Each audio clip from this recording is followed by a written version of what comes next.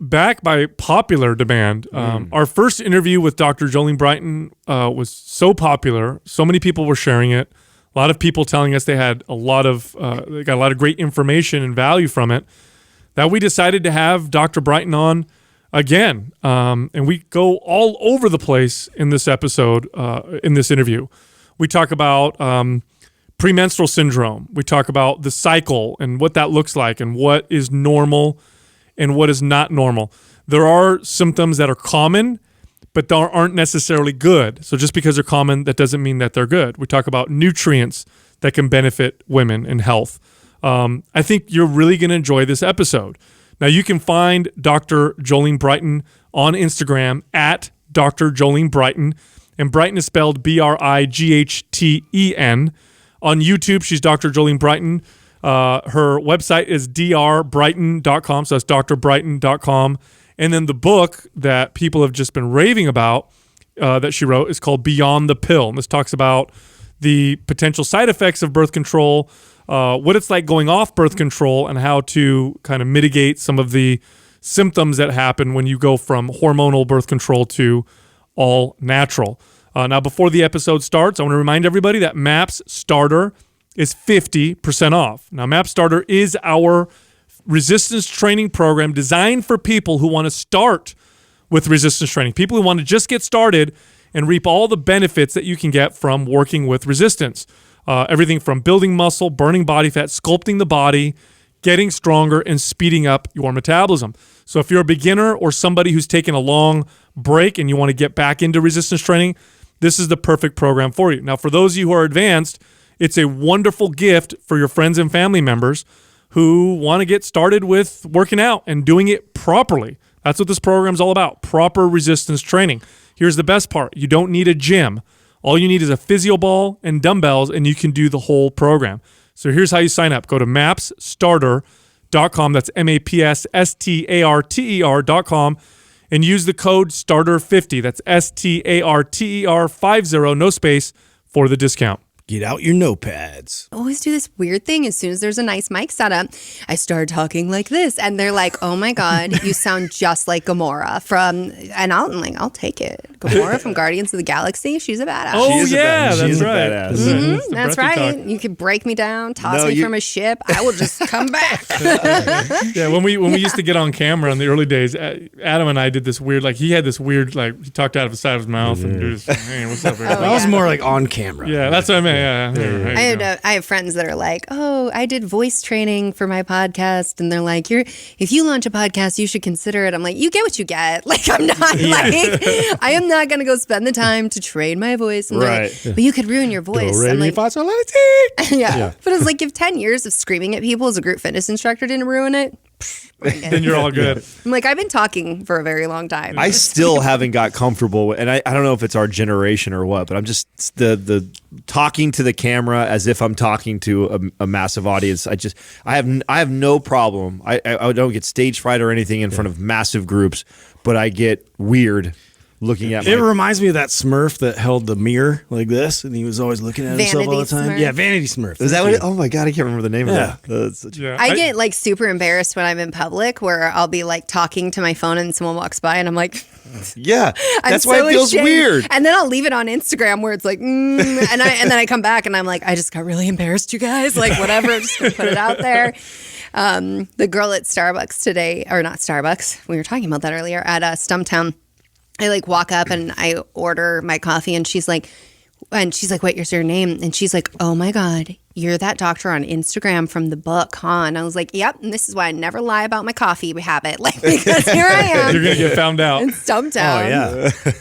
How many coffees do you have a day normally? You're a fast metabolizer, you said. Yeah. So anywhere from 2 to 4, just depending. Not too bad. Yeah, no, that's not too bad. It's normal. Yeah, that's Justin's like 13. Shit all the when time. I had a head injury, I actually started the day with 4 cups of black coffee after fasting, and it's a great way to raise ketones and heal the brain. Really? Yeah. Really? So does the caffeine amplify ketone production? Or? Apparently. Yeah. Oh, interesting. Plus, coffee's full of antioxidants if you get the good stuff. But yeah, when I was in Paris and they were like, hey, do you want an espresso? It's 10 o'clock at night. Everybody eats dinner at like 9 o'clock. I'm like, what is, I'm like 5 or 6. What's going on here? But then they like offer coffee and I drink it and go right to bed. And my husband's like, I'm just staying up looking at your coffee. Yeah. Like, he's a very slow metabolizer. Yeah, so am I. Head injury. What happened? I got knocked out. Like literally? Like literally. Really? I took my son to a safe sledding park, which was, I always, like you guys have watched Friday, right? Yes. Yeah, okay, so you I know knew that exactly quote. what it was. Yeah, that's how I feel like. I'm just like, Smokey, where are you? So I took my son to a safe sledding park, and you know how it goes. It's always that last run of the day, and I was like, let's go on the steep hill. Now, it's a safe sledding park because they let teenagers moderate who goes down. Teenagers, like that's the key word here. Yeah. So I went down on this inner tube and I stand up. End of the day, sun had been on the hill. Now it's 4 p.m., no sun. Now it's just straight ice. Getting icy. And I just hear my husband screaming. I look over and next thing I wake up like 10 minutes Was later. it a kid barreling down? Oh, Somebody wow. barreled down in an inner tube. I'm vertically challenged, so that means it comes up to the back of my knees. And I flew up and over and I landed on my right occiput first. And then my husband's just like, I saw your head go kunk, and then your body just like rolled down. And then I woke up 10 minutes later and couldn't see. And That's scary. yeah. I was like, I hit my occiput. That's where my visual center is. Somebody stabilize C-spine. Like that's She's like coaching people. that's And me she's in an like, emergency. That's me giving birth. I'm like, okay, this is how we do this. Yeah, but yeah, it was something where the really crazy thing is I didn't lose any of the medicine, but by the time I got to the hospital, which you have to leave the ski resort and go all the way down the hill, I couldn't tell you like my maiden name. I couldn't tell you my date of birth. Like I couldn't, I was Wow. like, I have no idea. And then they were like, we're going to x-ray your chest. And I'm like, no, you haven't even tested my clavicle. I did not fall with outstretched arms. There is not a clavicle. There's no fracture in my clavicle. I need an x-ray of my spine. I need a CT. And they're like, but what's your full name? I'm like, I don't know. That's it. I think I'm a doctor. Yeah. Like it was so bizarre when I'm like, I feel like my brain got hit and was like, compartmentalize everything we need to survive. Medicine, like have it put there. Do you ever get into it with other doctors and physicians because of your extensive knowledge and you're somewhere and they're diagnosing you or talking to you and you're like, no? No, not like when I go to the doctor, I'm very clear. A lot of the times I go to the doctor and they're like, you're a doctor, so I'm just going to assume you know everything. And I'm like, I want you to treat me like a patient. I want you to take me through that whole thing, because if you and I are making assumptions about knowledge, like there could be a gap there. And like if I'm going to a doctor, you know, I mean, if I'm going to my gynecologist, you know who does my PAPs is a student who was under me in school that she was my secondary for 2 years. That's So going to be a little weird. I know. I trained her. Like so I know how good she is. No, And little I'm to the like, left. Little to the left. Okay, there you go. That's yeah, good. but I mean, I was there. When I was doing gyne exams, I was teaching her, having her go through everything. And so, yeah, now that's when I was moved back to Portland. I was like, who is going to do my? That's and the I was final like, exam right there. That's Yeah. gonna be the person. But like, I can't visualize my cervix, so I have to have that level of trust. But no, I haven't. I haven't had any doctors where I get into it with. I mean, I know how to talk to doctors. So there's that, and being respectful. But like after my head injury, I had a great neurologist. He's very conventional. The only thing he had to offer me was like SSRIs. And when I was like, well, how do I get off of them? Because there is research to show that SSRIs can help with healing brain injuries. And I was like, well, what's the plan to get off of them? And he's like, you'd have to talk to your PCP. And I was like, I don't get on any drugs, that there's not a plan to get off of these drugs. Like, That's a good rule of thumb. yeah, I mean, there's definitely caveats to these things, but I was like, there's other things we can do. I lost, because of severe vertigo, I lost the ability to actually walk unassisted. So I couldn't walk. I couldn't actually form a sentence. So I couldn't speak and put the words in the right order. I was having like difficulty writing, and I actually did a whole Bulletproof podcast, like talking about this, and I have a whole protocol I went through, and it's actually what got me interested in how our natural hormones heal our brain and how they interplay with that. And I actually had a friend of mine prescribe me progesterone. I went under her care. She's a doctor and not just a random person. And I came up with this dosage and everything I wanted to use to heal my brain. And then like it was months later that I was like, hey, how'd you ever come up with that dosage? And she's like, you don't remember? I'm like, no, I don't remember. She's like, you sent me this email with like 4 rat studies, and then you did this complex calculation on your body weight and was like, I want to try this and all this stuff. And she's like, you went through all the research and you sent me everything. I was like, wow, I was so smart when I had no idea what was going on. I actually used progesterone therapy. And then we also observed that day 21 of my cycle, my brain would wake up and I would make like advances even more. And so my neurologist was super cool because he was like, tell me what you're doing. I went on a ketogenic diet, and it was really funny because I was sitting in his office and they had this big poster of a study they had done on ketogenic diets and Parkinson's disease showing great outcomes. And he's like, ketogenic diet, really? You think that helps with a head injury? And we were having this conversation. I'm like, well, it helps Parkinson's and it helps like Alzheimer's and we're like dying. And he's like, this is so cool. And so he was really respectful. I mean, at the end of the day, doctors want to help people. And so, Totally. yeah. And you made a full recovery. Excellent. Yeah. Now, you were such a hit on our last episode. We got so many good messages. And we also had a lot of people asking more questions. And one of the things that I wanted you to come on the show and talk about today was if we could get into detail on the female cycle from beginning to end, what's happening in the body, what hormones are going up, which ones are going down, things that are common that you'll feel but don't necessarily mean that aren't necessarily good, like what to expect, all these things. Because I got so many questions from women who are like, please, this is what I'm interested in. I need to know if I'm normal or if I'm supposed to feel this way. So if we could start maybe from the beginning and then kind of walk through, and then we'll ask you questions as we. So were we recording this whole time? Yes, Yeah. I had no idea. You didn't know that? You know how we roll? Oh, that's all the gold right there. Yeah. I just like la la la la la. People can't see the other people in the room who are not on camera laughing at me right now. Surprise. Gotcha. Yeah. So this just gets super red now. No, don't worry about it. Yeah. Well, okay. So to know what is, normal and not normal, we should start with like, how does a menstrual cycle work? Yes. So day 1 is the first day you see blood. And while we all focus on the period, it's actually not the main event. The entire menstrual cycle is about ovulation and hopefully procreation. So that's really the goal of the menstrual cycle. But it's harder to know when you ovulate until you get used to your body and those signs. So we start with day 1, first day of your period. Because it's an obvious sign. Yeah. Okay. And what's the name of this part of the cycle? Yes. So this is the follicular phase. Okay. So day 1, first day we see blood, kicks off the follicular phase. In medicine, we have 3 phases of the menstrual cycle, and that's the follicular, ovulatory, and then the luteal phase.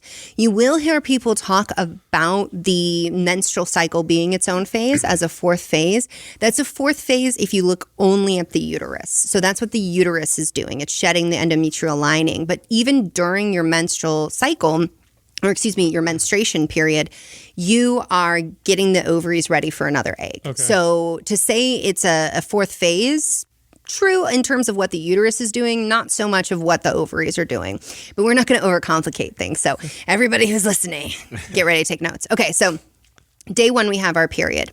And even as we're bleeding, we're shedding the endometrial lining of our uterus. This is because the hormones dropped because the egg was not fertilized and we're not pregnant. Which hormones dropped on this process? Yeah, estrogen and progesterone. Both, okay. Yeah. I like how I'm getting there and then you're like, no, we got to go there. Sorry. Now. Yeah. No, I think it's super helpful because I have my way of telling this story. Then I talk to women and they're like, yeah, I get it. But here I am talking to men. So no, I think it's a good we want to thing. know And more. we get nothing. You got so- all the details. You are please. sitting with 3 gorillas.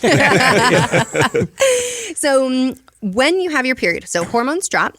And then even as you're bleeding, FSH begins to rise. So follicle stimulating hormone from the pituitary tells the ovaries, let's get follicles ready. Follicles are basically in a race of which egg is going to win to be ovulated.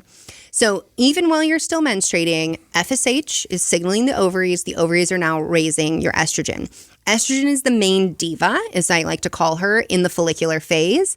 And I say that because it's like, if you have Beyonce on stage, it's really hard to have anyone else one up that. Like, that's a difficult thing. And so when we get into the luteal phase, you're going to be like, why we don't always want Beyonce on stage. So estrogen's not a bad thing, but too much of a good thing is just too much. So we're in the follicular phase, follicle stimulating hormone, ovaries are secreting estrogen. Estrogen's the main hormone. Around day 10-ish, and I say ish because menstrual cycles are not 28 days. It's an easy way for us to start and to think about things, but for women listening, you might be 24 days in regular, totally normal. You might be 34 days in regular, totally normal. You might ovulate on day 10 or day 18 or anywhere in between, totally normal. So these things are normal, but we often always talk about the menstrual cycle of 28 days. You ovulate day 14. I just saw someone saying like every woman ovulates day 14. And I'm like, then we wouldn't get pregnant. Just whoops. Like if that was the case, we'd all just be like, it's day 14. Y'all. Now, Dr. Brighten, you're saying that the cycles can be different. Is it important that they're consistent though? So if someone's 34, it's always 34? Well, not necessarily always 34. If it's like 32, 34, like 34, so 33. Close. Yeah. Okay. I mean, you can have a day or two of like, buffer in there. It doesn't have to be exact. I mean, that's the other thing is that we're told like it should always be exactly clockwork. Early, so 2 times that it'll almost never be clockwork is when you first get your period because your brain and ovaries are just figuring out how to communicate. So it's not uncommon to have irregular periods. Some women, totally regular from day 1. If there are, you go a period of time and they continue to be irregular, that's when we work up polycystic ovarian syndrome. Now, perimenopause is the other time that we'll see irregular periods. And it's abnormal in terms of like, that's an abnormal menstrual cycle, but it's normal in terms of the phase of your life. Because the ovaries are like, we're done, we're out. We got other things to do in our life. We're not going to make babies. So back to the follicular phase. So day 1, we're bleeding. Estrogen, follicle stimulating hormone rising. Day 10-ish, somewhere in that range. For you as a woman, it's when your libido starts to rise. Testosterone is rising. So testosterone rises. This is when we have more energy. We will feel like we can exert more boundaries. We can lift more weights. We can sprint harder, go harder, because we've got that testosterone fueling us. But we're also in the mood. And biology is really smart because why we get in the mood to have sex about 5-6 days before we ovulate is that sperm can live 5 days or more. So 5 days is like the average, but I'm always like, just be careful with that because sperm be tricky. They have one goal in life as I sit in a room with a bunch of men. So what then happens? So we've got the testosterone rising. Then what's going to happen is your estrogen is going to rise and spike. Pituitary is going to send out luteinizing hormone, that's LH, that will spike, and then we release an egg. We go into the ovulatory cycle, and that's about a 24-hour event. It is very rare that the egg lives longer in terms of our current understanding, and very rare that you would ovulate twice in a cycle. Although I have heard women who claim that this has happened to them, and I wouldn't dismiss that because we have our nice little box we put everything in, and then there's nature, which just takes over. So we ovulate. Ovulatory phase. We want to ovulate no matter what, even if you want a baby or not, because what's left behind in the ovary is the corpus luteum. Now, that's the structure that's left behind, and it's now going to secrete progesterone. Now, progesterone is the main player as we roll into the luteal phase. If we don't ovulate, that doesn't happen? If we don't ovulate, there's no corpus luteum, so we'll have lower progesterone levels. Okay. So you'll have higher PMS, crampier periods, a lot of the stuff that's the dreaded of being a woman, so to speak. So progesterone should be the main player. There's still estrogen around. But again, this is when we get into that luteal phase.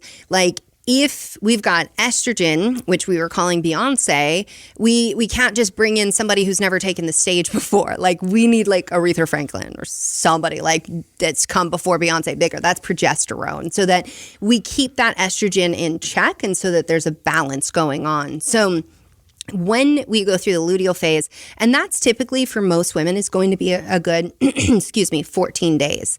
If you don't get to a day 24, and let's say you're only making it to day 21 or less out of your cycle, that's usually a luteal phase defect is what we call it. So maybe you didn't ovulate, or maybe your corpus luteum can't kick out that progesterone. And so that's too short of a period. And that's something you might experience at 20-something, and that's telling us you're probably going to struggle getting pregnant in the future. So let's course correct that now. But if there's a baby and it implants, we're going to keep those hormones going up. But if there's not, they drop and the menstrual cycle starts all over again. So does that make sense? Yes. So let's talk about what is normal to feel during these processes. You said Okay, let's talk about before the period. We talk about PMS. What is normal, and when should women kind of be like, okay, because I saw you did a post on Instagram. I thought it was great, and it was like symptoms that are common but not necessarily normal or good. So maybe start there. Like, what should you feel during that premenstrual period, and then during the whole cycle, I guess? Yeah, I have to actually shout out. It was Dr. Carrie Jones, who somebody sent her a message and said, I don't even know what's normal. Like, nobody talks about what's normal. Everybody's talking about what's abnormal. And I'm like, that's a really good point. Like, I cover what's normal in my book. But in Instagram, I've been like more of like, let's talk about all the problems we have. And like, yeah, so she sent that to me, and she's like, she does her post in a certain way. She's like, I'm not breaking my series to talk about what's normal. Can you cover that? So I just want to shout her out because that's where that was born out of. And out of people asking for it. So you guys, you ask, we deliver. So with that, talking about what is normal. So everything I went through, that's a normal menstrual cycle. Now, before your period, it is normal to want to slow down, to be a little bit tired, to even feel like you're not as sharp on your mental gain. Like, you grew over this cycle before you bleed again, you grew your endometrial lining, and now you're going to shed all of that. Like, that is not an insignificant thing. We kind of take these things for granted, kind of like how society takes giving birth for granted. And they're like, you just had a baby. It's been 6 weeks. Get up and go back to work. And you're like, like a lot just went down here. Like, so we kind of take for granted the things that happen all the time. But we also get told that, like, this whole society is built by non-cyclical creatures, like men, like the way, the work week. I mean, everything is really just like, even in health now, like the biohacking trend is very like masculine of like, these things. And I love it. And I think there's a place for it. But for women, we have to understand we are cyclical creatures, and it's not abnormal to feel like you have to pull back before your period. It doesn't mean you're the lesser. In fact, this is a great time to really pull back, go inward, and reflect. Am I really where I want to be in life? And like, what, really, how happy am I? And how are relationships serving me? I mean, it's a great opportunity there. And so I think often we think like, okay, and I do have this from patients who come in and they say, a couple of days before my period, I'm just so tired. And I'm like, okay, you're like flat flying fatigued, 0 to 10, 0 being no energy at all. And they're like, oh, I'm like a 6 or 7. I'm like, that's not abnormal. Like, if you feel like you can't get out of bed and you're crawling across the floor, or like someone must bring you coffee for you to even be able to get out of bed, like then we've got a bit of a problem there. We've got to investigate what's going on. But feeling a little tired, not abnormal. Feeling a little more emotional, not abnormal.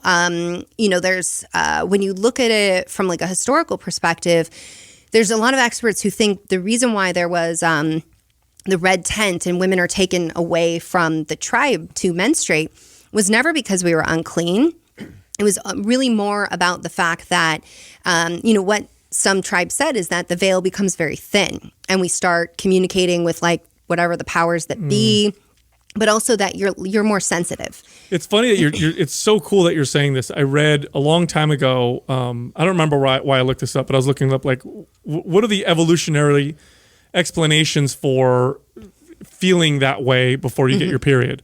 And some scientists said it could be, like you said, a period of reflection and realizing that the mate that you're with failed to impregnate you. Oh. So like it's almost like as a way. That's why men are like, no, don't slow down. Keep going. Everything's great. Yeah, so like it's a way to like reflect and then be like, well, I don't want to be with this person, and then maybe because they're failing to impregnate you, so it's like this evolutionary push to get you with someone who can. Yeah, well, I mean, and evolutionarily speaking, we weren't monogamous, and I know that's going to upset some people, but like because we were playing a game of like, can I get pregnant? That's right. And also, there's a great book called Sex at Dawn that talks about Familiar. this. Good book. Yeah, a great book, and just talks about how it was also about if we were basically had no idea who the dad was, then everybody was taking responsibility for the child, and so it was a way to ensure the health of the child. And it wasn't until we started owning land and then heirs mattered and all of that women then became basically a commodity to be traded, and that children were now owned, and it just really evolved into something else. So do you think that in terms of before you get your period and how you're feeling, do you think because we have such a poor general understanding of it, or maybe appreciation for it, that may be the cause why so many women get medicated for feeling normal, PMS. Like I read some articles where women are getting prescribed anti-anxiety medications, SSRIs, and for what should be or what is kind of normal changes in how you feel. Well, I'm interested in how like sleep and nutrition and stress could affect each one of these cycles too. Oh, yeah. Like how much could that throw off how someone's perceiving what's going on? So if you think about it, I may have said this on the last podcast, but one of the best ways to optimize your hormones and ensure fertility is to send the signal that the environment's safe. Because if the environment's unsafe, we don't eat enough food. Like your body doesn't know if you're calorie restricting because you want to fit in a wedding dress or if you're on a desert island and you might die. Like your body is smart, but it's not that smart. And in addition to that, like if you're not sleeping, if you're stressed out, like your body doesn't know if that's a lion, tiger, or if that's just because like you are choosing a different, you're in grad school, you're, in residency as a doctor. Tough job. Yeah. Totally. And so with that, I mean, you can shut down ovulation with different stressors altogether.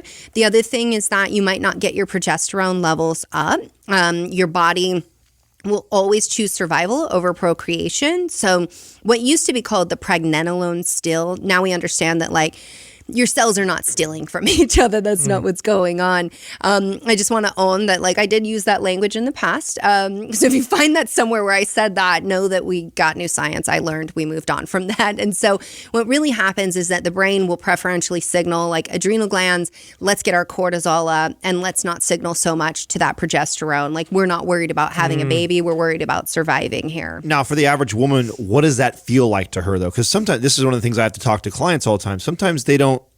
What they don't think is stress, I know is stress in their life. Like you alluded to, the busy or stressful job. It could be anything, right? So are there signals during their cycle, like they'll have a harder cramps, or they'll have delay or dehydration? Are there things that they should notice in their cycle if maybe their stress levels are really high? Yeah, and let's talk about, I get patients as well. So we're sitting here in the Bay Area of California, and I had a practice here, and patients would say, no, my life is great, my job's great, I don't have any stress. I'm like, you drive in traffic, and that's a stress. Like, you guys, we are hurling ourselves down the highway. Like, well, we're in California, let's be real, 70 to 80 miles per hour. I was going to say 55 because I'm in Oregon. I was like, nobody drives like that in California when we're talking about. Yeah, only if you're in bumper-to-bumper traffic or you drive that slow. Right? But like in a big hunk of metal, like this is a stressful thing, but we take it for granted. Light pollution, that's a stressor to the body. Like there's these subtle things that like we've just evolved with, so to speak, or we've just been around that we're like, it's not a stressor. So with that, the most pronounced place in the cycle where stress is going to hit your hormones, you're going to feel it, is going to be in the luteal phase. And so in that luteal phase, that's where we see pronounced PMS. So if our progesterone doesn't get up, it doesn't stimulate GABA receptors in our brain. GABA is like put the brakes on the freak out hormones, which is like epinephrine, norepinephrine, and other neurotransmitters. But if you're stressed out, you can be kicking out cortisol, epinephrine, norepinephrine from the adrenal glands, and then you don't got progesterone, you do not have progesterone stimulating the GABA receptor. And so now we're feeling anxious. We can't sleep at night. We have a sense of dread. I write this in my book because this is legit a thing I ask my patients. Do you, the week or two before your period, do you A, want to kill somebody, B, run away to the woods and never be seen again, or C, do all of the above? They mostly answer all of the above. And nobody, this is I'm being funny about it. No one's going to nobody's going to kill anybody, guys, but you're just like, why is this person still talking to me? You never needed to open your mouth once in my world. Like, you're just so irritated. And so not enough progesterone or too much estrogen or unchallenged estrogen. Again, estrogen's not bad. It just has to be kept in check. And so we'll find ourselves really irritable. So let's talk about the differences in progesterone. So if it's low progesterone, you're going to be anxious. You're not going to sleep. You're going to cry for no reason. But high progesterone can be similar. But here's you will cry for no reason if your progesterone's too high. Your breasts will be sore, high or low progesterone. But if your progesterone's high, you'll sleep better. You'll wake up groggy in the morning. You might feel a little bluesy instead of anxious. And when your period comes, it'll be relatively easy. It won't be terrible. Now, it can be low progesterone and concomitant high estrogen. And that high estrogen will make you really irritable. You might feel puffy, so your fingers, toes feel puffy. Maybe you're like a little bloated. You may also be having hot flashes. You don't have to be perimenopause, menopausal to have hot flashes. It's actually not totally abnormal to have some like mild night sweats, hot flashes, like the day before your period is your estrogen could have been high and then dropping. And so that's not like, oh my God, I'm going into menopause necessarily, unless it's happening at a higher frequency. But with that, if estrogen is too high, the other thing that will happen is when your period hits, it's clotty, it's heavy, there's lots of cramps. And bonus, if you have diarrhea and heavy cramps, like very painful cramps, it's likely elevated prostaglandins, which are hormone-like substances. Those are inflammatory, right? Well, they can be, and they're not a bad thing. We always think like inflammation's bad, antioxidants good. And it's just this balance of things. But with prostaglandins, they're actually made from omega-6 or omega-3 fatty acids. So I'm being a little bit reductionistic, but just so that everybody can grasp this. So if you're eating a diet that is highly processed food, lots of canola oil, maybe you're a college student and you're like, I just eat wherever I eat, and your periods are really crampy and painful, you may need to focus on shifting your diet to being higher on omega-3s, because you'll still make prostaglandins, but they won't be as aggressive, so to speak. Now, prostaglandins are good because they're how we shed our uterine lining. They're also how we have babies. But whenever I have a woman that's like, I have the worst cramps, they're so painful, and I'm like, do you get period diarrhea? And they're like, yes. Is that a thing? Like, I never knew. Is that normal? It happens, but it's a sign because the prostaglandins will also stimulate the bowels to contract. And that's the worst. Now you have these terrible cramps, you're sweating, that's a rough day. there's lots of blood, and you can't stop pooping. Like, and then society's like, but shh, women don't talk about any of this. So you're like all alone being like, is period diarrhea normal? Like, does everybody have? I can't talk about it. Can't talk about it socially, let alone on social media. I've never heard of that. That's crazy. I haven't heard that either. Welcome to womanhood. How much of a factor are circadian rhythms? Oh my God, so much. So I talk about that in the On the Pill, and it's so interesting. Like, research was coming out in the 70s saying like circadian rhythm affects ovulation, fertility, the menstrual cycle. And at that time they were like, and so much of like the UK and the US can't even see the Milky Way. Like, and I'm like, oh, I was reading this, and this is like probably 2015, and I was just like, oh my God, like, what are we doing now? Yeah. Like, back then we were walking around with computers like in our hands all day, like, and at night, and reading on tablets, and you know, you can mitigate that by wearing amber glasses. So that's something that, like, you know, I was just sharing with people, like, I have 2 pairs of amber glasses with me right now because I'm going to be in like airports this evening and on airplanes, and like in my brain survives it so much better that way. But it's something that you can have amber glasses. You can change lighting in your house. And then I also recommend that women try going by candlelight, by the way, for new babies too. Like, this is something that I found that as soon as the sun went down, we went by candlelight as often as possible. Baby slept better through the night. I do that with my family, and we use Himalayan salt lamps because they emit like a nice red glow, and it has very little or no blue light or green light. And then, like, when I would get up to feed my son at night, I would have my my hiking headlamp, and I would put it on the red, and like, so nobody's melatonin's getting messed with. Melatonin's super, super important, not only for sleep, but it's an antioxidant. So it protects our brain. It's protecting all of our tissues. It protects the ovaries. We actually use melatonin in cases of infertility, or if a woman is going through IVF. And, you know, I've collaborated with a lot of reproductive endocrinologists that are like, I'm on board with that, because, you know, anything that can help. Really? What do? You have them take melatonin at night before they go to bed, and it helps with the fertility? Yeah. So it's an antioxidant. So when a woman is struggling to get pregnant, we want to protect those eggs as much as possible. So the mitochondria in the eggs in the ovaries are making CoQ10. Your ovaries tissue is making CoQ10. It's fueling the mitochondria, and they're keeping the eggs safe. Can you tell I've been up since 4 a.m.? Like, let me say that differently.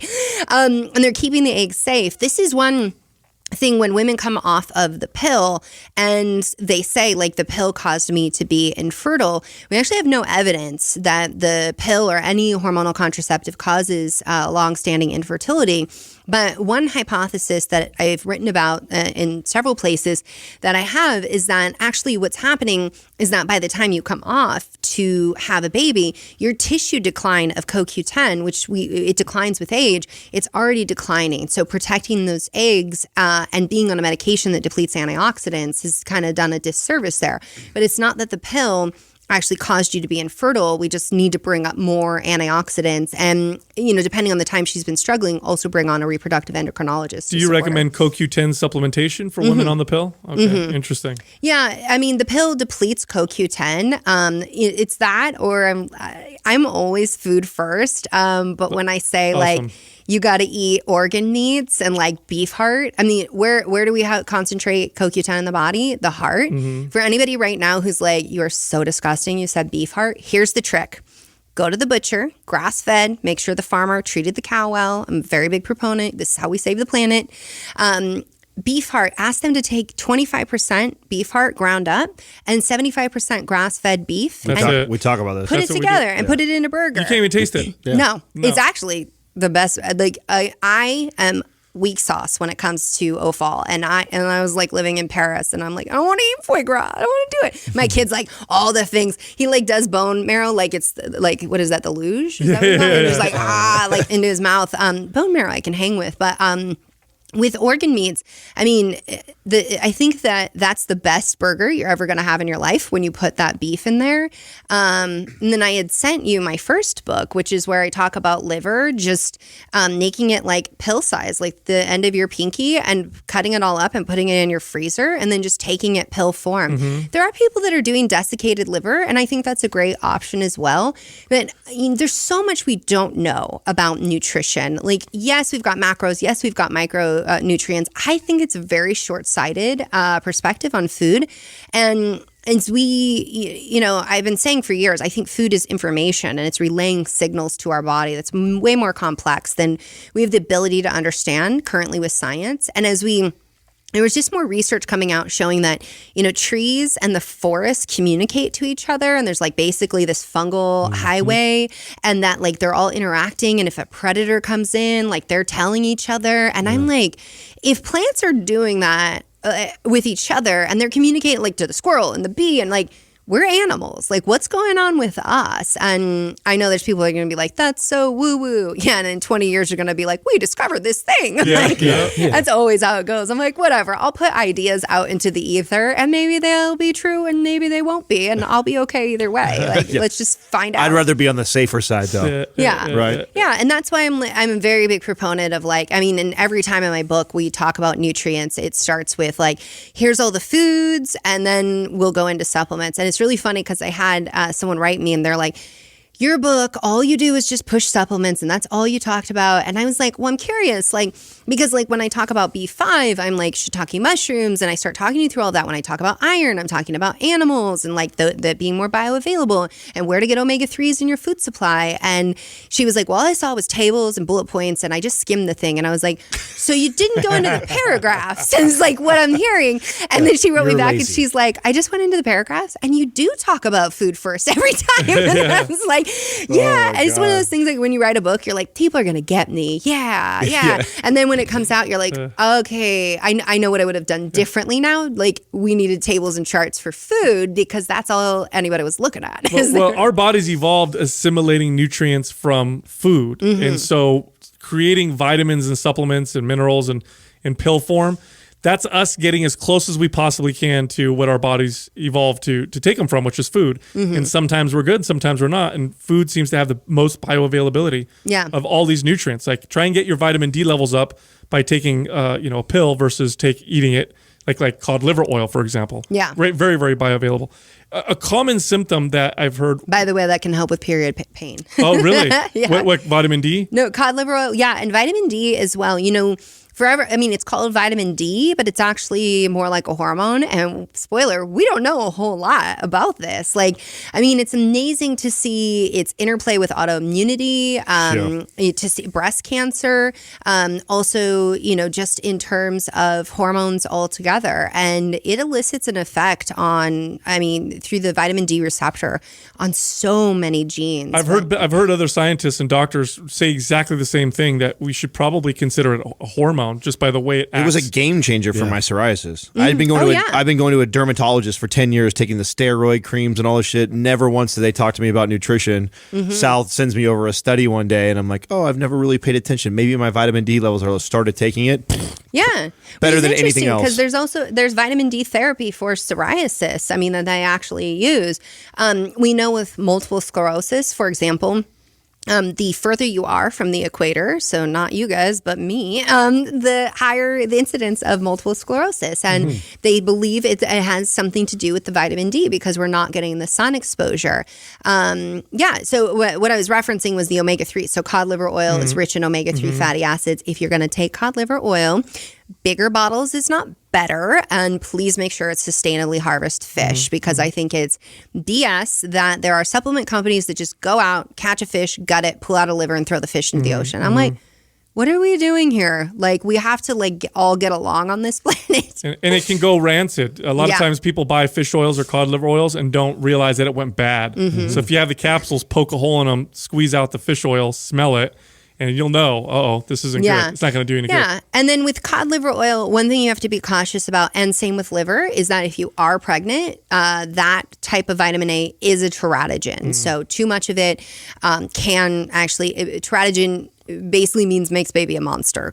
And so just a word of caution with that. And that's usually when women are pregnant, we focus on using like a cod liver oil where they've screened the vitamin A. We know what's in it. Some of them that are more food-based, they never screen it. Same with like liver. Like if a patient's like, you know, I'm going to get pregnant and I'm taking this liver, and I'm like, and it says on there, this is just food and we don't know how much vitamin A. I'm like, we should be cautious with this. Because you can overdo it. Yeah. Organ meats are so nutrient dense, you can actually eat too much. Yeah. Too much. No, I have friends that are like, if I eat liver past 3 p.m., I can't sleep that night because I'm like buzzing from it. And I'm like, that's amazing. I don't have that experience with liver. Now, I know it's different from person to person, but do you have a general, like, it's probably a good idea to eat organ meats once every 2 weeks, once a week? Do you have a general recommendation? You know, Dr. Sarah Ballantyne has actually done a bit of research on this with the autoimmune protocol. And it's something where, you know, it's weekly is what is recommended. Okay. Part of the problem that's speculated, like with like meat, you know, being implicated in disease progression is one, I mean, if you treat an animal bad, do you think you're going to be able to eat that? I mean, this is the thing whenever people are like, meat's inflammatory and all this stuff. And I'm like, well, it can be. I mean, if you put them on a grain lot and you treat them really poorly, like what would happen to you if like you didn't eat what you are by design supposed to eat and somebody's not so nice to you? I mean, somebody's not nice to you, your inflammatory proteins will go up. But part of that is that we've gone so heavy on just muscle meat and not getting that, like offal is what it's called as well. But it doesn't take a lot. It's a couple ounces, like 2 to 3 ounces, which if you're not used to eating it, sounds like a lot. But it can be helpful to bring it in on a weekly basis. And if you're like, that's too daunting, aiming for like once a month, like, and just trying to incorporate it in some way. Now, we were talking about vitamin D, and it made me think of dietary cholesterol, because I know that when you're out in the sun, correct me if I'm wrong, that the process by which your body produces vitamin D from sunlight is through using cholesterol in your blood. That's how we make hormones. That's how we make hormones also. Let's talk about dietary cholesterol and its benefits or detriments. I know for a long time, I mean, I was I'm a child of the 80s and 90s, and we were told to avoid dietary cholesterol at all costs. Oh God, that country crock tub. We had that. I'm like, if I die at 60, I blame it on the margarine. Terrible. But I remember, and then I read, articles. I was into, lifting weights and getting stronger. I read all these old timey strongmen and bodybuilders who consumed tons and tons of high cholesterol foods and touted the strength benefits. And then I saw studies that showed, it makes people stronger. And some of the healthiest populations have lots of cholesterol. What's the truth around cholesterol in terms of health? And are there any benefits to women in particular? Yeah, so cholesterol is how we make our hormones. We also make cholesterol in our liver. So if you have a family history of cardiovascular disease and you're concerned about cholesterol, you should be concerned about your liver, because we're seeing more and more people with non-alcoholic fatty liver disease where they have basically fat infiltration of their liver, so it's not functioning. Your liver does everything, so love your liver. And it's going to produce cholesterol as well. So when it comes to dietary cholesterol, it's so interesting to me that people are still like, you can't eat cholesterol, like it will give you heart disease. Because back when I was getting my nutrition degree, which is like over 15 years ago now, God, when did I get so old? So what I was getting, it was so interesting because I would go to the clinical nutrition classes and they'd be like, fat-free diet, low cholesterol, like that's the way to go. You'll lose a libido pretty quick practicing that. My good friend, Kevin Gianni, I don't know if you know Kevin Gianni from Amory Skincare. He wrote a book called Coffee and Kale, and he talks about being a vegan and how he like all of these hormonal issues he had and how he ended up eating animal fat and like how different that made him feel. So, and there's a lot of people who tell these stories, but back to when I was studying nutrition, clinical nutrition's like fat's bad, cholesterol bad. And then I would go to the science classes and they're like, yeah, there's no evidence that cholesterol is bad. The reason why we get plaques in our heart is from the immune system, what the immune system does with cholesterol and inflammation. And inflammation is actually what's driving heart disease. And we see that to be true still, but it's like, I don't know why, as a society, we love to vilify things. I mean, that's why I think people love to misunderstand me about birth control, because they're like, it must be the devil. I'm like, no, it's not. Like, we don't have to vilify things. We can be like, it just is. And this is how things work. And so with cholesterol and dietary fat, it is important. If you think about it, we have these phospholipid bilayers. That's every single cell has this fat layer to protect it. So what it wants to stay in stays in, and not anything can get in. And so dietary fat and cholesterol, I think, is part of a healthy diet. Cholesterol is some place where we can actually get a lot of nutrients. So you're going to find, in the fat under chicken skin. Like if I have patients who are showing issues of like vitamin A deficiency, before I'm like, oh, let's just give you a bunch of vitamin A. I'm like, can we eat the skin of chickens? Can we look at like eating egg yolks, things like that? Because there are these fat soluble nutrients are only delivered in fat. And I don't care if they fortified margarine all day. I remember when they came out with like, here's this fake butter and we fortified it with omega-3 fatty acids and like all this stuff. And I'm just like, and I ate it, and I was a sucker for that marketing. And I look back and I'm just like, you're not smarter than my body. Like, I mean, you're smarter than my brain, food scientist. I'll give you that, because food's been engineered to be highly palatable, and that signal to your brain rewards your brain and makes your brain think that you got something nutrient dense when you didn't. And that's just smart. That's just really smart. It's brilliant. It's absolutely right? brilliant. One of the common complaints or symptoms that I've gotten from clients regarding their period is acne, that they'll break out at certain times of their cycle. Is that a normal symptom, or is that highlighting something that's off that we can work with, either nutrition or... Yeah, no, I mean, definitely something's off. If you're breaking out all the time and it's bothering you, something like getting a zit or two here before your period is like, that's not really problematic. But if we're talking about people who are like, the acne is affecting me, and acne affects our mental health in a big way.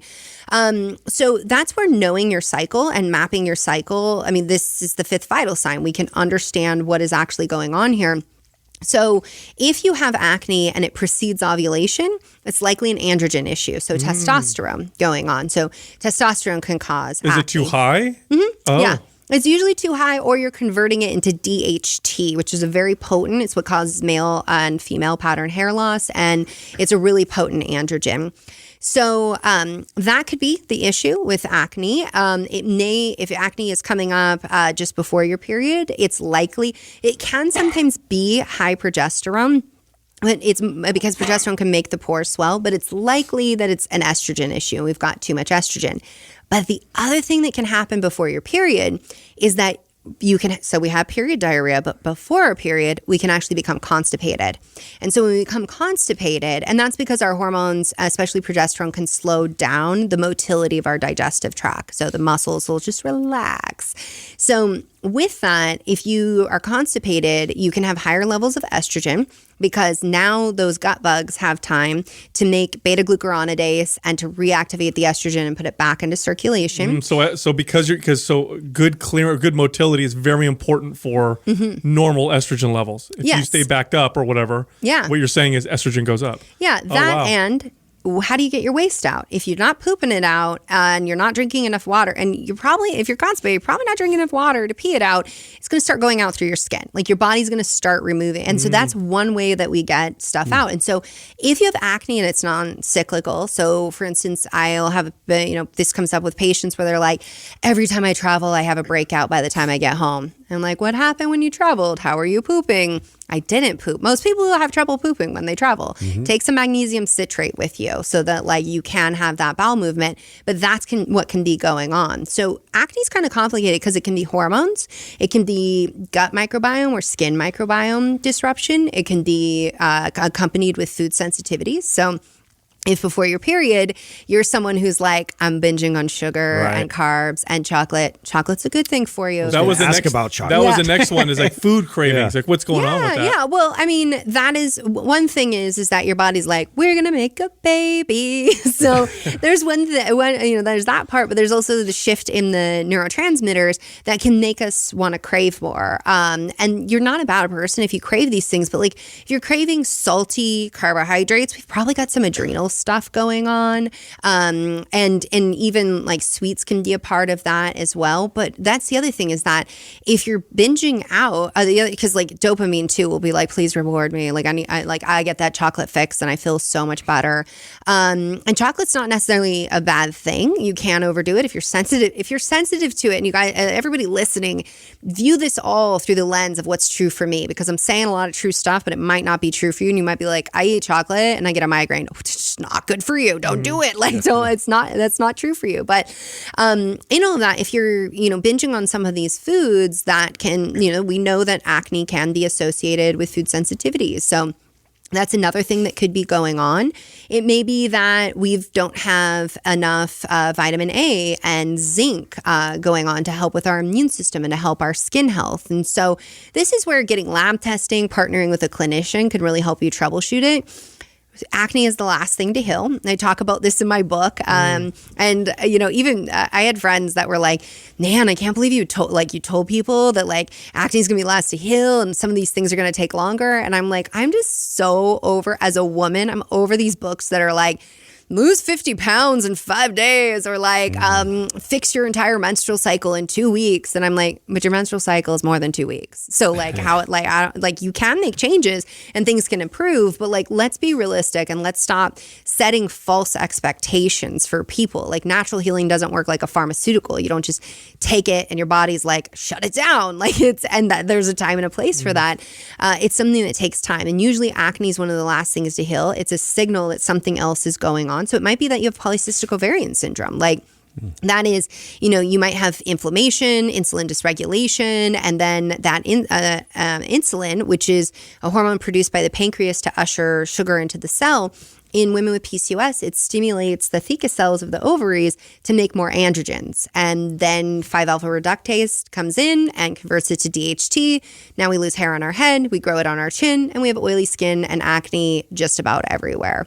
So, acne can be complicated, but there is a reason why you have it, and it's an opportunity to investigate. Just know that your body is going to heal your gut, your brain, your heart, all the organs that like are super, super important. Our skin is super important, but nobody died of acne. Like, so it's not a situation where your body's like, this is life or death, but it's going to want to heal the more vital organs. How can exercise make this worse or better? Yeah.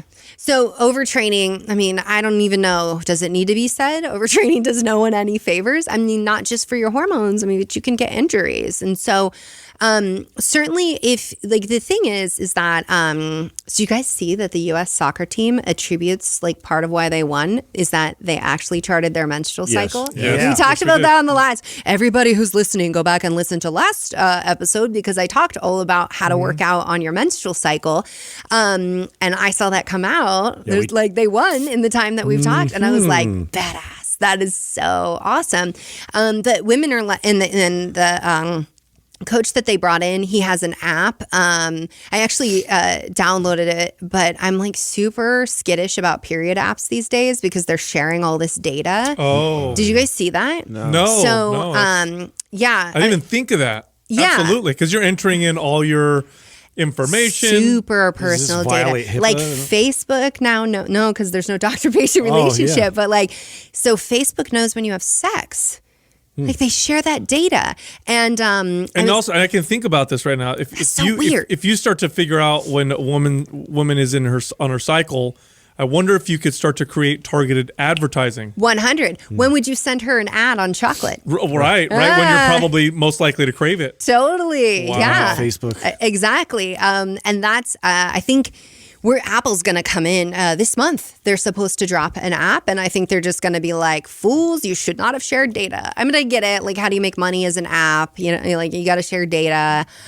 Oh, that's a little bit of a tangent. Please don't everybody freak out. I've put my data in lots of apps. But they had this app. So they have this app where you can actually train with your menstrual cycle and put in your data and then track your training. And I have women that are like, this is so complicated. It's actually not. All you have to do is pay attention to your body and then honor it. So instead of being like, oh, like I want to keep up with so-and-so in CrossFit and I need to push hard and I'm not feeling it today, but I'm just going to do it anyways because my ego. I've totally been there, so I'm not judging anybody. And then you're like, wow, I feel awful. And the DOMs, like they came and they just stayed. Like if you are 3 days out of a workout and you're still super sore, you did something wrong. Like there's something wrong there. Like that wasn't right for you.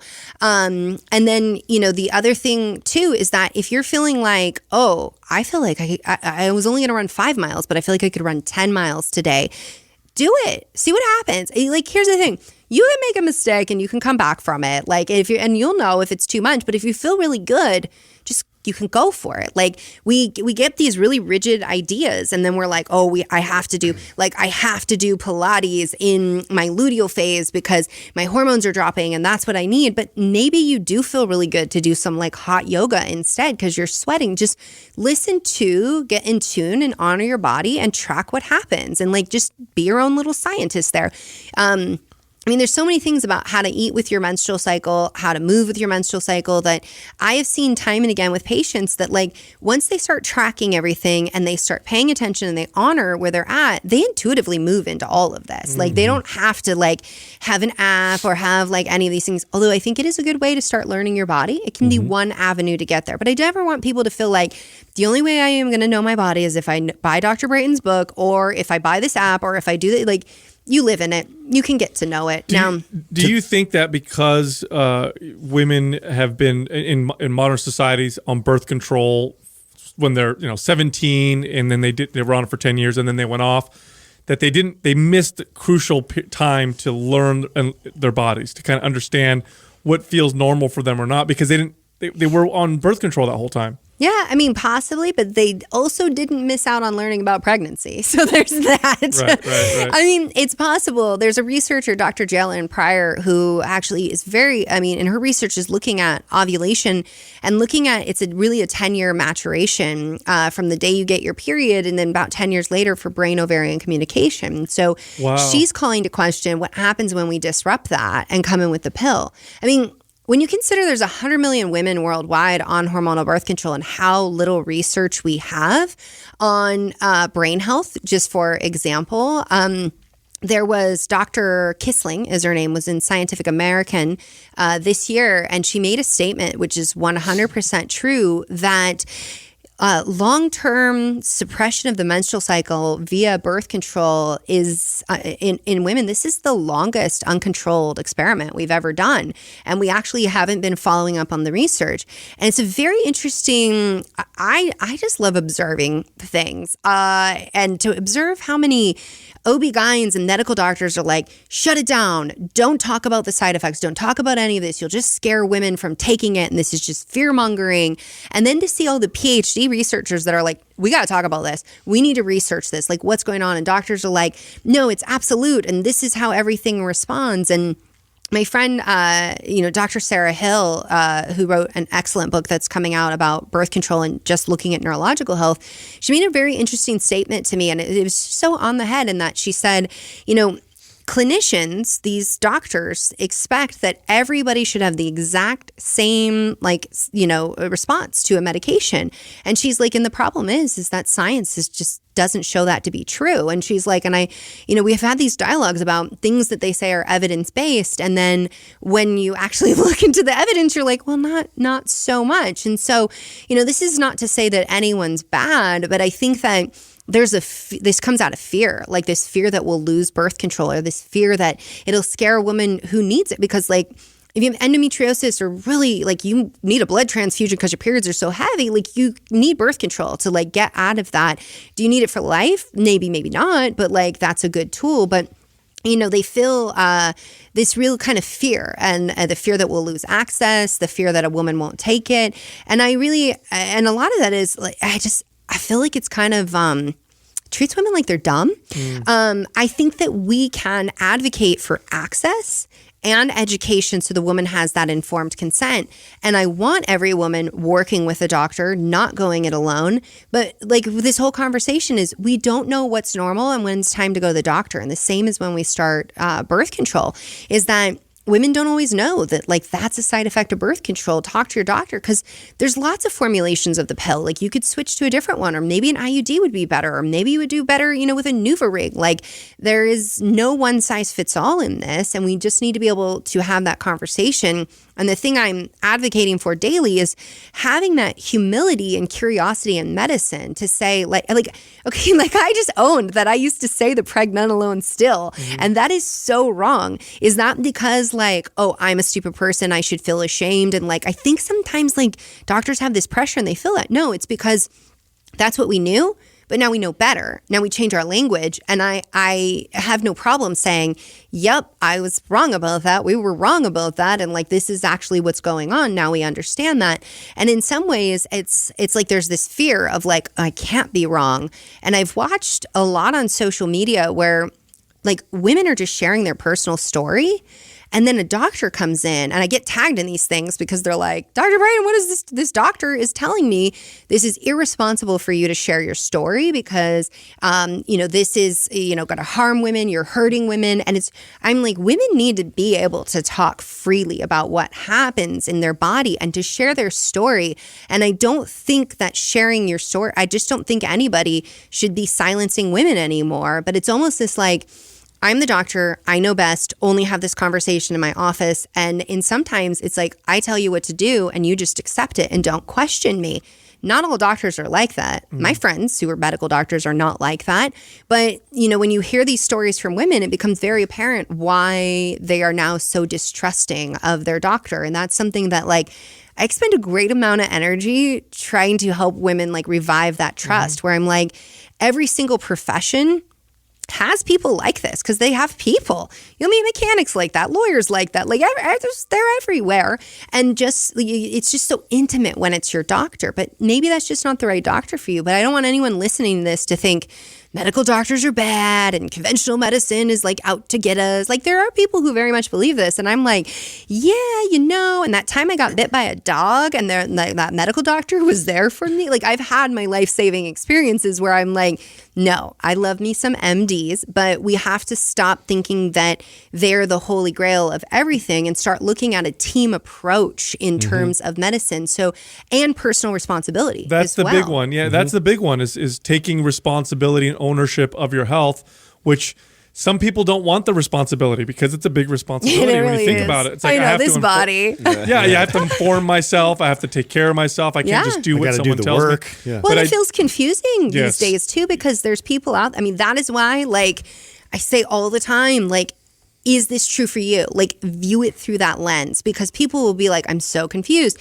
So and so said cholesterol is the devil, and so said cholesterol is the best thing ever, and I don't know. And it's like, change your diet, do your labs, like what's happening for you. Like, just test what is true for you and respect your ability to know your body. I think that's the other thing, is that we've been disempowered. And it's been, I mean, a lot in women's medicine where it's just kind of like, oh, you silly women, your body's too complicated. You can't understand it. And so we feel like, oh, and we don't have scientifically accurate sex education in school. So like, where are we going to get this information? And we're seeing people, I mean, people have taken to the internet to find this information, but there's also a lot of misinformation out there. I mean, it's why I do what I do, because I saw this post the other day that I don't even know how you come up with this, but they were like, periods are unnatural, and the only reason you have a period is because you're toxic and the blood is cleansing from your body. And I was like, Wow. That's not exactly how. And I wanted to write like and be like, who originally did this post, and what state do they live in, and what is the state's sex education, and like,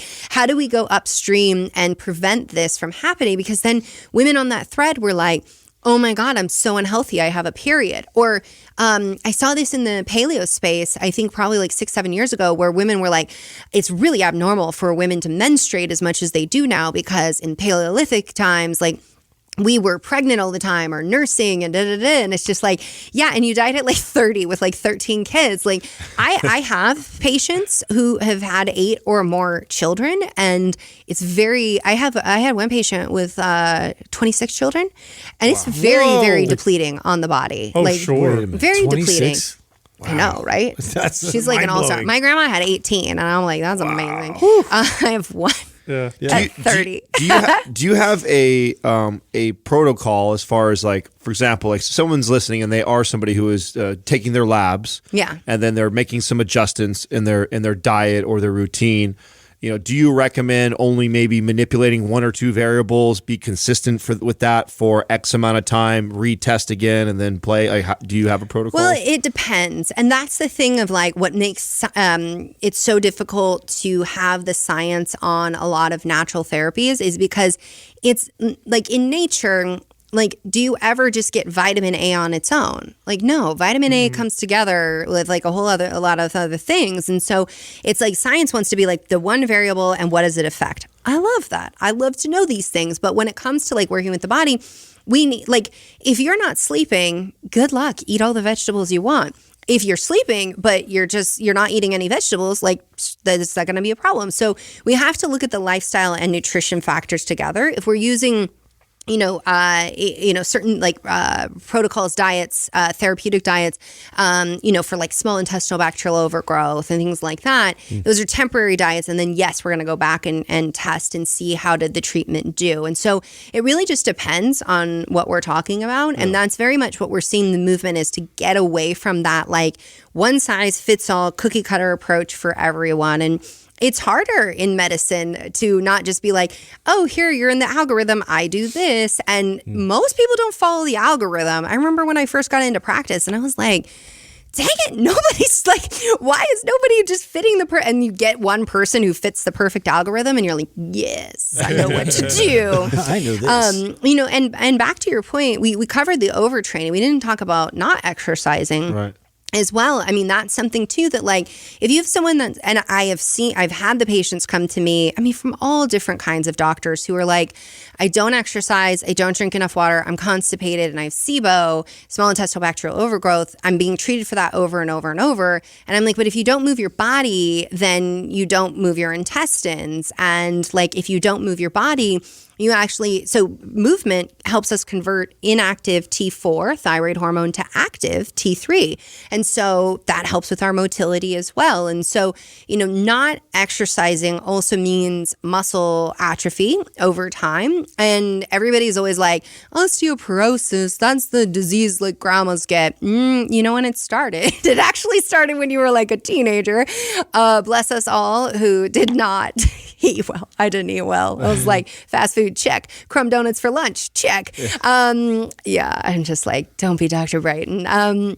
But, you know, in that, making sure that we are getting movement every day, it's important for muscle mass, bone health. It's important and when we build muscle mass, we sensitize to insulin. Our fat cells, they are endocrine organs. So fat will release hormones, as will muscle. And so, and again, it's, you know, we want to vilify fat. No, we need fat. Fat's healthy. It's important to have body fat. You get too low in body fat, you will stop menstruating. That's a phenomenon that does happen. But, you know, in that, we want to be moving every day because that's also going to get our endorphins up. It's going to drop stress hormones. And it's always funny. I probably said this on the last podcast of like how often like medicine feels like it needs a study to tell people to be human and to be an animal like they are. Like, oh, we have a study now that says you should sleep. So now I'll recommend sleep. We now have a study that says you should drink water. And so now I'll recommend Breaking water. news. And it's like, okay. So go look at what your dog does. Like go look at what monkeys do. Like go look at like they move around. Dogs do sleep a lot. This is something that I'm like, why don't they live longer? I keep asking myself this. I don't think I had a Chihuahua last time. Did I tell you? No, did you get a new Chihuahua? Yeah. So I have had 2 pit bulls in my life. I'm like a pit bull person. That's a transition. I know, like 80-pound dogs, but like we needed. So with my son's condition that he developed, he was having a bad day. I was like, let's go to the Humane Society. We check out he sees the Chihuahua sees him. It's totally like running across a field moment. And I was like, texted my husband. I'm like, I'm bringing a dog home. Like they're in love. And this Chihuahua anyone have little dogs in here? Doug has one. Yeah. Have you had a big dog before? Because Doug's like, no. So everybody's like, I'm like, how do I take care of this dog? Everyone's like, it's the same. It's not the same. No, it's like, totally different. He's a deer head Chihuahua. He has this long body. He's super cute, but he's like somewhere between a dog and a cat crossed with a ferret kind of action going on. And like, but he totally, he helps my kid with stress, anxiety, like the kid's anxiety just like went away with the dog and cuddling. Cuddling dogs is good for your oxytocin levels as well. So that's part of why I bring up the dog, but also that I'm like, that dog sleeps more than my big dog did. And I'm like, what is up with dogs? I want that life. But yeah, cuddling dogs, great for oxytocin, which is interesting fact. Breastfeeding. You get this hormone when you go in when you have a baby as well, but I don't recommend. It's the bonding hormone, right? Bonding hormone, love hormone, chill out hormone. So it'll actually oppose cortisol. Too much cortisol is a bad thing. Cortisol is not bad. It modulates inflammation. It does a whole lot in our body. But, for instance, there's been studies to show excess cortisol in the brain kills brain cells. Good news is brain cells come back. It's not. So kids of the 80s, right? This is your brain on drugs. And like, here's this frying egg. And you're like, that's when we were told, like, once your brain's damaged, it's damaged forever. Haha, not true. Yes. All that alcohol you guys drank in college, you're okay. You can come back from it. I wasn't saying you guys, but just you guys who were listening. I was like, I didn't go to. It's true. I didn't know go to about college. you. So. Lots of cake stands. Lots of cake stands, funnels, luges, luges. What are those called? A luge. Luge. I had it right. Ice Okay. luge. Yeah. What is what are the most like important nutrients that women should kind of pay attention to? Like what are common, I guess, nutrient deficiencies that we're finding with women in particular? Well, iron is one of the biggest ones if you're a menstruating female because you lose it in your blood. So you menstruate and you're losing iron. What are the symptoms of having low iron? Yeah, so when we want to test iron, we want to look at a CBC, a complete blood count, which will go show our like hemoglobin, hematocrit. And if your iron is low, your red blood cells get very small and you don't transport oxygen. So now you're fatigued. But before that happens, I also run a ferritin in my patients, and that's the storage form of iron. So I say that's the savings account. Your red blood cells, the CBC, that's the checking account. It's out there spending your iron, and ferritin's your savings account. We know that if ferritin gets below 50, women can start to lose hair, feel anxious. Restless leg syndrome is associated with this. And weird thing, beet urea. Have you ever eaten beets and you see red urine? Yes. Yeah, that can actually be an issue with not having enough iron sometimes. Not in every case, but it's iron's involved in the enzyme that actually helps break that pigment down. And iron, in addition, it's also necessary for the liver to do its job. So in that, iron is one of the big ones that we see. Iron deficiency anemia is actually more common than you might think. So if you ladies, if you haven't had that tested, definitely get that tested. All of the nutrients are super important for our health. We don't hear about folate until like we want to have a baby, but like folate and B12 do a whole lot more than just making sure that your egg divides correctly. They're involved in they're involved in your DNA, so it's your cellular division, but they're also involved in red blood cell maturation. So this is the tricky thing. You can have iron deficiency, but at the same time have B12 deficiency. B12 makes your red blood cells look larger, Yes. and iron makes them look smaller. And so sometimes it looks like a wash, and you're like you're normal, but yeah, you got and low you're like, B12 I'm and- fatigued. And with B12, if it goes chronically low, you can have dementia-like symptoms, which we used to say, like 15, 20 years ago, B12 causes irreversible neurological damage. Now people can present as if they have dementia. We always test this in like a 60-plus-year-old who's presenting with dementia-like symptoms. But now we know it's not irreversible. Like the brain has a lot more capacity to heal than what we've given credit for. So that's why it's important to do the CBC, the ferritin, B12 folate, I think, is great to test, but also look at your homocysteine, because homocysteine will actually show you like how are you utilizing that folate and how are you utilizing that B12 as well. Zinc is another important one. I mean, zinc deficiency, selenium deficiency, iodine deficiency, these can result in hypothyroidism. It's very rare to actually see that as the cause of hypothyroidism. In the United States, it's primarily autoimmune. But with that, when zinc gets low, testosterone gets squirrely, immune system not so great, gut doesn't repair itself so well. Selenium is an antioxidant, so really great for sperm health, but also very good for egg health as well. Really, I mean, I'm just scratching the surface, but like all of your nutrients are super It sounds important. like you named a bunch that are found in meat. Yeah. Is that where that's mostly found, everything? There's a ton found in meat. I know you guys are like always like, vote for meat. Over here. Number one. Well, I feel like and what do you think about that? I feel like we're seeing the rise in veganism right now. Yeah. Like more than we've ever seen in the last 2 decades. And this is something that concerns us because I hear things like that. And I'm like, well, you're listing off all these things. And the thing I'm going is, it's like a big juicy steak you just listed off. I mean, B12, and that's the thing, B12 is going to be found primarily in animal products or fortified foods. Like they'll fortify tempeh and we'll have nutritional yeast with it. But it's a really, really important nutrient, and it's very, very hard to absorb. And so with that, it is an interesting thing that you observe that because we've had a big nanny struggle trying to find a nanny. And one thing that we've run into is vegan nannies who refuse to cook meat or handle meat or touch it at all. And I'm like, my son with his condition and my health, like we need substantial protein. This is the diet that works for us. And I'm like, I'm not going to judge your diet, but like, yeah, when they're like, it's something where it's a screening question.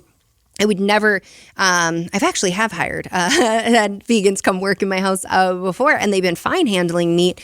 But it's something where I'm like, if you can't prepare my son food, and we did do a trial with one, and she was like giving him peanut butter and jelly, and I was like, my kids don't eat that. Like we don't do like that. Is like, do you want like basically Chucky running around the house? Like that is like a blood sugar nightmare with what my kid has going on. Like this is the diet he needs to eat. And so whenever I've had patients come into my practice, and sometimes so people, vegans and vegetarians usually ask first, are you going to ask me to change my diet?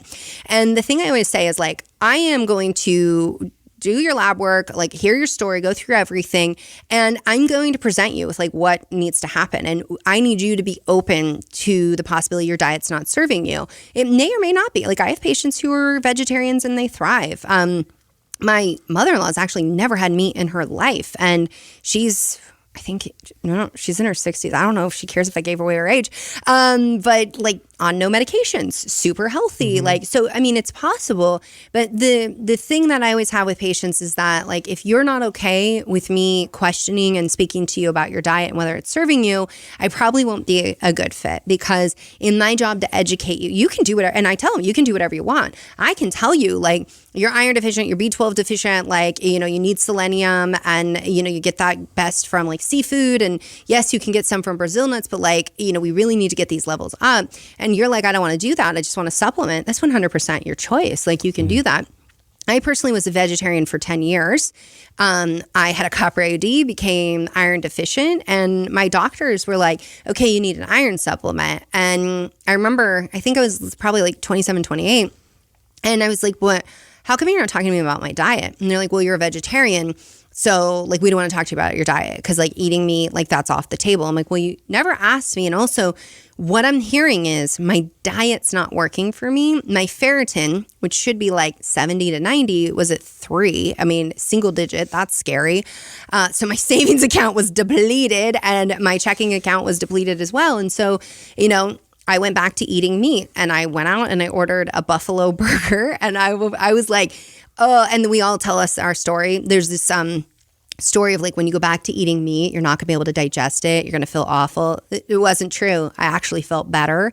I had more energy. But I remember, like, I was like having this like moment where I was like, my identity is a vegetarian, but this tastes so good in my body. And I was dreaming about it. Like, I was dreaming about meat. And so, you know, I changed my diet, because I've always been a food first person, but that really always stayed with me, that like my diet wasn't serving me, and my doctors weren't willing to have that conversation because they didn't want to offend me. And it's not about offending me. It's that, you know, you're a doctor, you're a scientist, you need to put it out there, and you need to educate the person, and you need to respect their decision. If they want to be a vegan and they want to use supplements, that's their decision. And I think part of the rise in veganism is this idea of, this is how I'm going to save the planet.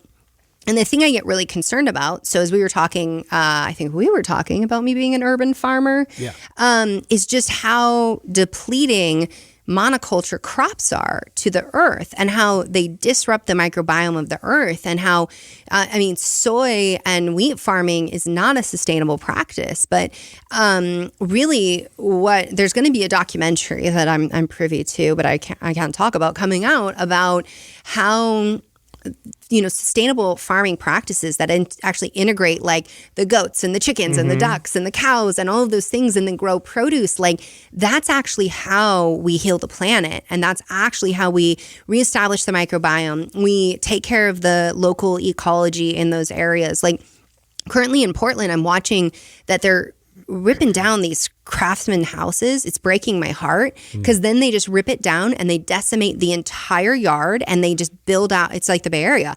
And I'm like, what about the little ecosystem that was going on there? Why are we not like, I want to see vegans like actually picketing that. Like, what about, I mean, in Portland, there's a whole, like the Audubon Society, like awards people for keeping yards that are like, okay, you have enough diversity going on that like birds have a place to be and squirrels have a place to be. And so it's something that like, yes, food is one piece, but like the answer is never extremes.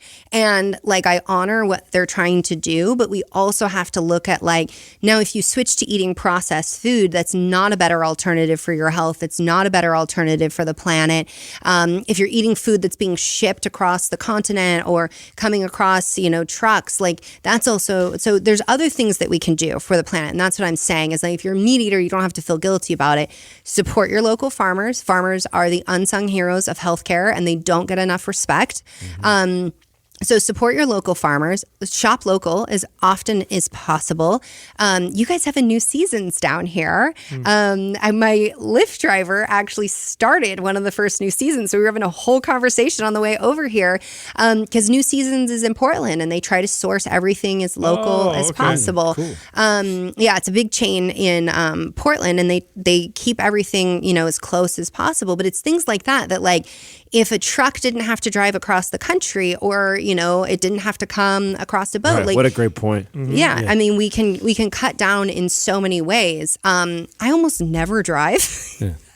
And I walk like just about everywhere I can, or like I'll even do like a Lyft carpool kind of style thing, or, you know, we try to group things all together at once. So, you know, when it comes to like saving the planet, I applaud everybody who's doing what they can, because it's scary times right now. Like, It's a complicated problem. it's a very complicated Can you talk problem. about your setup? Because we were talking about that a little bit with the chickens, and then your plans in terms of like the garden on top, and how you're going to have that all set up like a sustainable little ecosystem back there. Yeah. So, we only have chickens right now. My husband really wants to get quail. If end of days does happen on the planet, quail will probably be the best thing to go with. They turn over really fast.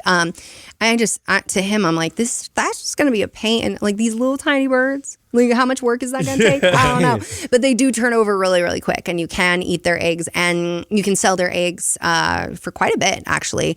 And they're delicious little eggs. Yeah, I've had them before. They're tiny though. Yeah. So we have the chicken coop, and then on top of the chicken coop, we built it. I didn't build it. My husband built it.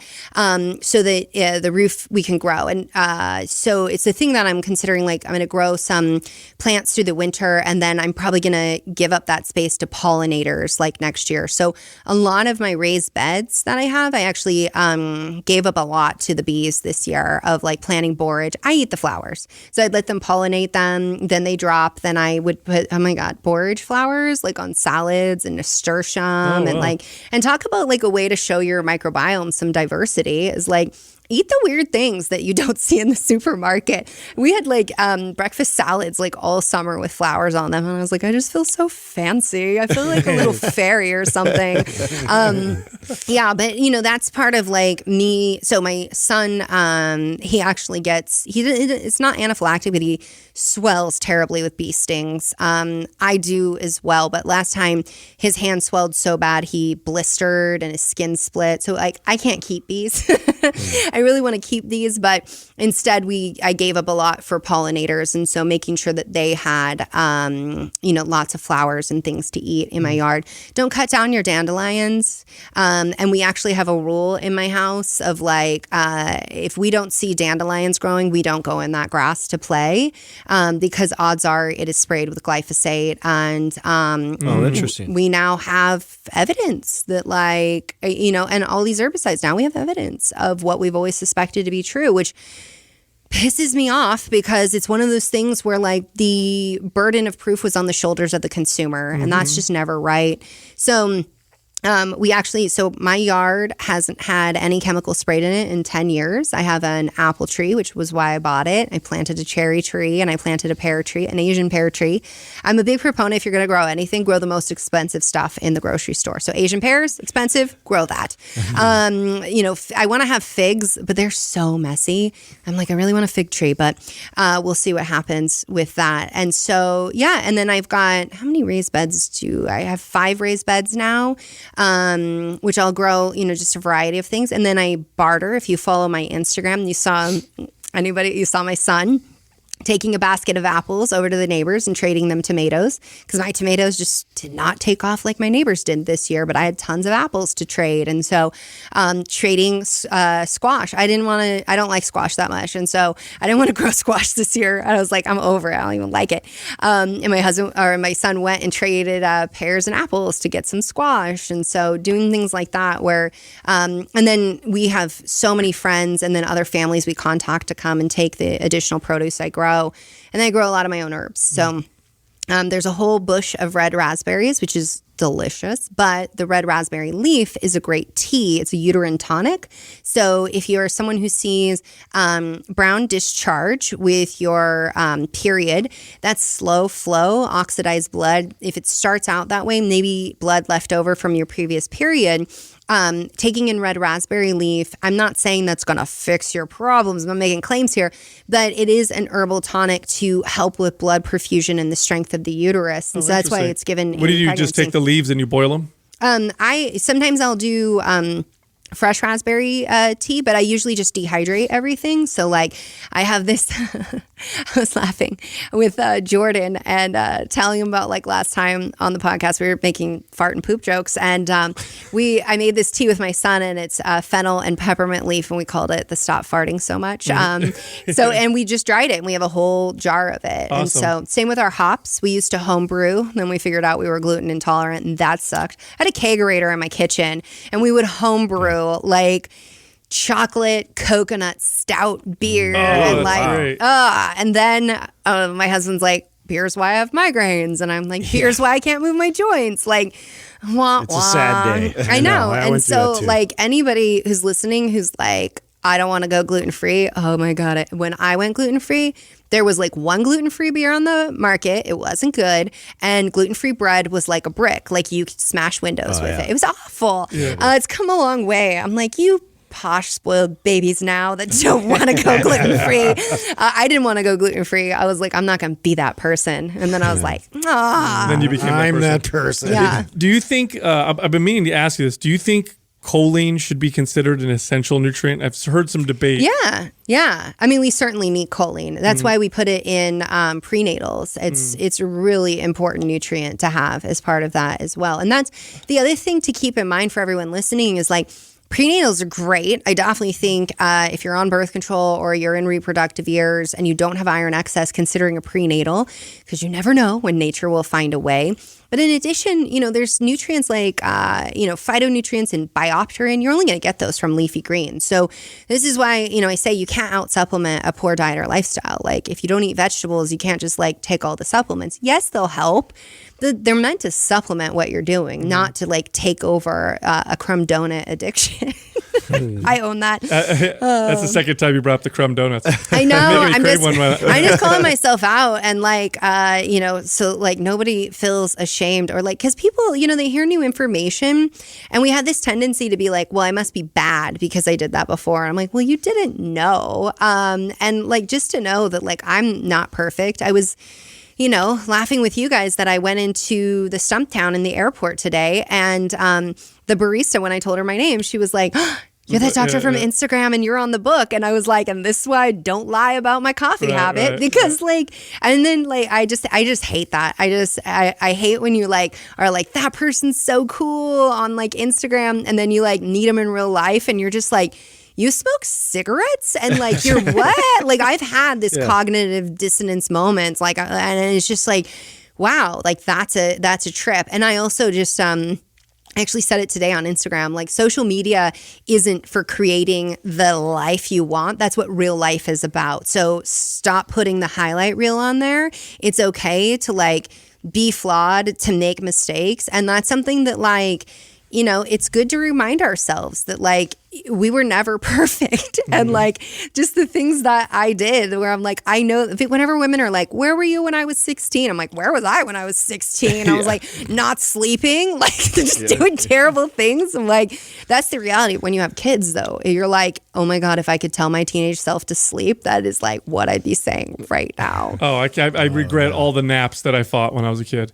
Oh God. Yeah. No, my son stopped napping at like 18 months and I'm like, you're going to regret this one day. I'm regretting it now. But yeah, no, I think about how I thought I was so cool because I can sleep 4 hours and like keep going. And, we talk about that all the time. Yeah. And now I'm like, I'll sleep when I'm dead. Yeah. Oh God. Right. You think that was my mantra. Well, just your frontal lobe hasn't formed until like 25. So you say dumb things. They come out of your mouth. I just think back to things where I think about before I had a kid, and I would like tell new moms as my patients, like, you just need to sleep more. I'm like, someone go back and just slap me silly for that, because that was just like, who was I? Condescending Brighten. Like, what is that? You got condescending Wonka. And I was just like, no. We appreciate everything that you do. Your Instagram is very authentic. You're a very authentic person. Very, very real. I don't want anyone to meet me in real life and be like, mismatch. No, you're totally like you. You present yourself the way you are. And we think you're doing a phenomenal job. We always get a great reaction from our audience. You're on awesome. the show. Yeah, we're gonna Thanks for coming on again. Mind Pump loves you. Yeah, oh, well, I love you guys as well. I know. I love doing this podcast. It's so much fun. I'm like, why don't we just...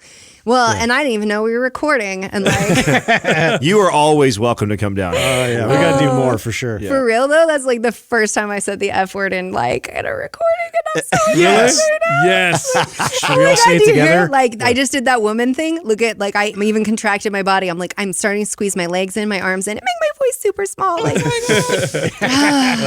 oh my God, I'm so nervous. Well, thanks for about coming that. on. Yes. Thank you. All right, thank you. All right.